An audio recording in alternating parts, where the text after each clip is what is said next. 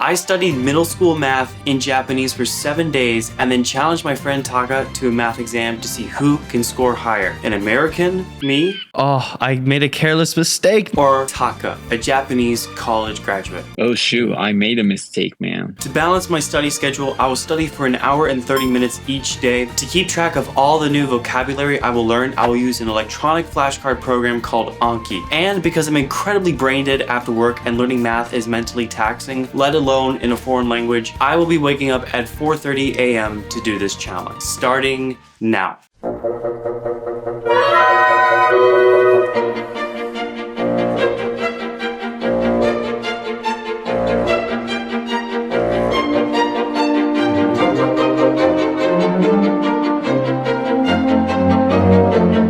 It's day one. Now for this challenge, I will not be attending an actual Japanese math class. As a grown-ass man, that'd be hella weird, and also there's not any in America, to my knowledge. So I will be using this 100% completely free Japanese website called Try It. It's a Japanese education site that has video lessons and worksheets for all the core Japanese classes taught through middle school to high school. Now checking the Japanese YouTube comments, they say it's incredibly helpful for them. And for a foreigner learning their language, this is a big green flag, because this means I'm getting high quality immersion material in the language. And that was exactly what I was feeling through day one as I was going through the videos, taking notes, and adding a bunch of flashcards in Anki. The first day of the challenge went amazing. I definitely feel like this is gonna be worth it for the next 6 more days. I already feel like I'm able to explain way more ideas than I would have had before with the basic vocabulary for math and Japanese I've learned. Part of the reason that inspired me to do this challenge, I went on vacation with my friends in Japan for 2 weeks, and then after that I worked it out with my company to spend a week in their branch, in the Japan branch, working there. And while it was like amazing and fun and all that, I felt like I was very limited in my speaking ideas. And this brings up a great point that I'm sure many of you are wondering, and probably why you clicked on the video. Why is this guy learning math in Japanese? What are you doing? Wasting my time, that's what I'm doing. No.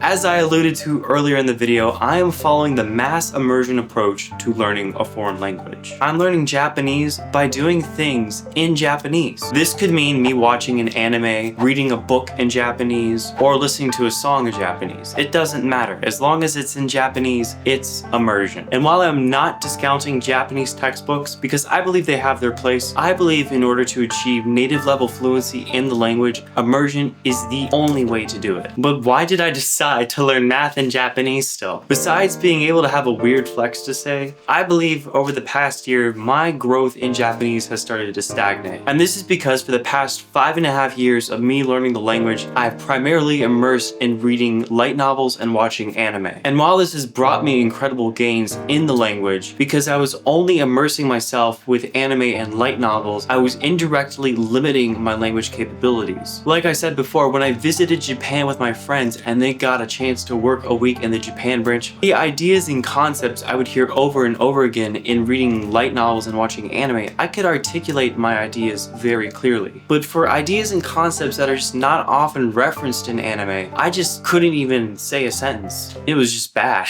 And one of those concepts is math. So when I say I'm learning math in Japanese, I don't necessarily mean I'm trying to learn how to do math in Japanese, because that's like pointless. What I mean is I'm trying to learn how to articulate math ideas in Japanese, because there's so many instances where like casual math is used. Maybe when you split the bill between friends, you're hearing about the weather or whatever. The point being, I'm trying to learn how to understand and also articulate those ideas.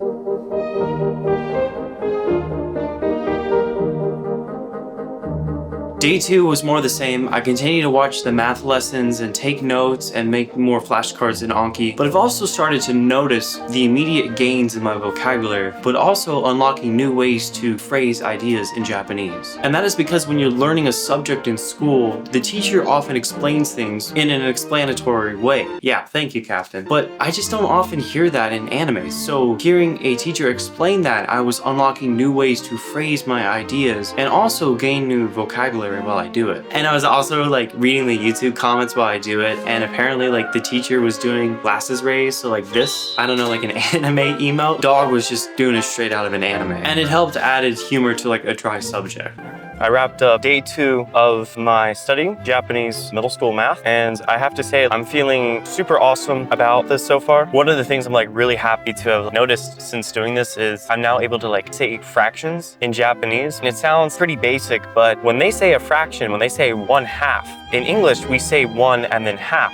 But in Japanese, they say it completely backwards. They say it as 2分の1, or 2 parts 1, or 4分の1, 4 parts 1. I guess you wouldn't just know simply by looking at a fraction in a book. I also feel like, you know, if I come across a recipe, I would be able to say it correctly. Obviously, I'm learning like a lot of math jargon. I learned the word for denominator, bunbo, and then the word for numerator is bunshi. Completely useless in everyday conversation when I'm speaking to somebody on the street. The explanation that the Japanese teacher is saying when he's explaining these mathematical concepts are like super useful, because not only am I expanding my understanding of Japanese, I'm also learning new ways to explain things in Japanese, because math problems are inherently explanatory. So besides like the math jargon wording in a math problem and also like certain sentence structures, you wouldn't get just like reading a book. Oh, Jesus, I gotta pay attention while I drive. On top of just learning math concepts in Japanese, reading the YouTube comments, getting that immersion also through like other Japanese natives responding to the video, it's awesome.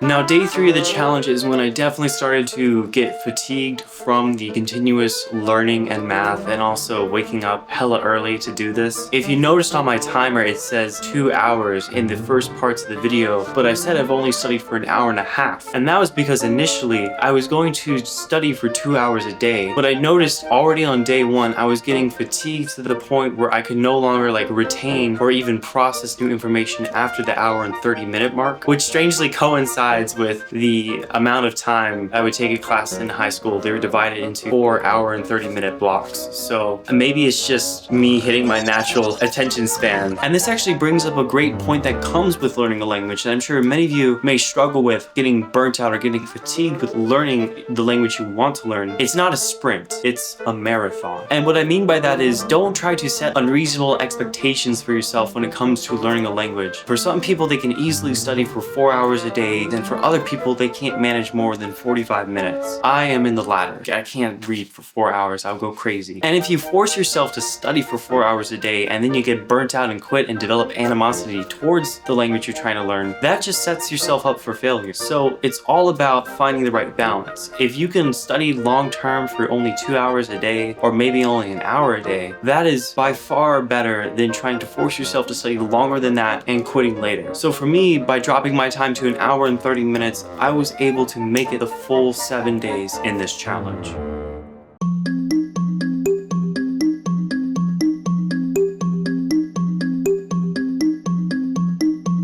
By day 4, I started to feel like I was improving leaps and bounds faster than had I just continued to read light novels and watch anime in Japanese. And getting this feeling just by switching up how I immerse with the language has truly been eye-opening, and it makes me want to continue to switch up how I interact with Japanese in the future, in, I would want to say, even weekly challenges like this. Because not only does it break up the monotony of trying to learn a language, but I'm also feeling like I'm having more fun while I do these kinds of things. And that's the other big point when it comes to learning a foreign language, is you are having fun while you do it, even if it's studying math. Because for me, I was having so much fun by the fact of me like in real time feeling like I am making actual gains when it comes to learning Japanese. Guys, my mind is freaking blown right now. I just learned area of a triangle in Japanese. It's not as straightforward. That's like base times height divided by 2. It's wild. And then also I learned how to say centimeters squared, heiho centimeter, which is also just as crazy. Being able to understand this, that's just freaking awesome.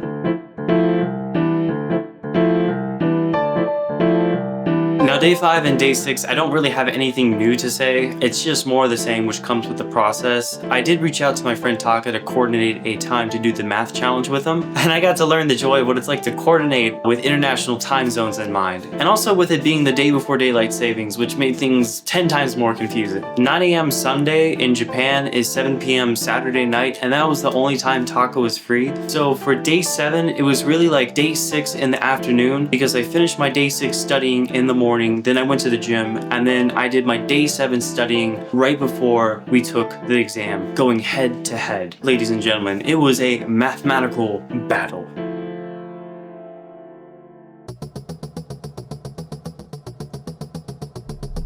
It's done. I finished 7 days of studying middle school math in Japanese. I got a lot more to say, but first I have to kick Taka's butt in this exam. Taka, for the past 7 days, I have been learning math in Japanese. Throughout my studies, I prepared a list of practice questions, and what we're gonna do is I'm gonna see if you can beat me in math and Japanese.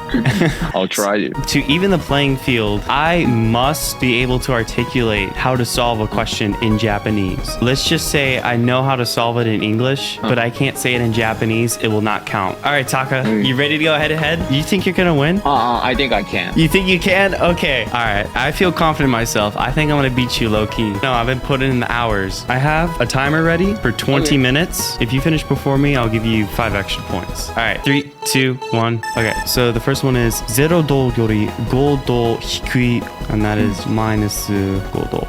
次の括弧内の数学のうち正の数、負の数、自然数はどれですか？すべて答えよ。First one, 正の数, that's all the positive numbers, so that's 足す2. 負の数, that's negative numbers, so that's minus 5. And then this one, 0.5, that's positive. 39 is positive. 2分の1, that's positive. Minus 1.5, it's negative. And then 0 or 0 is a 自然数. Okay.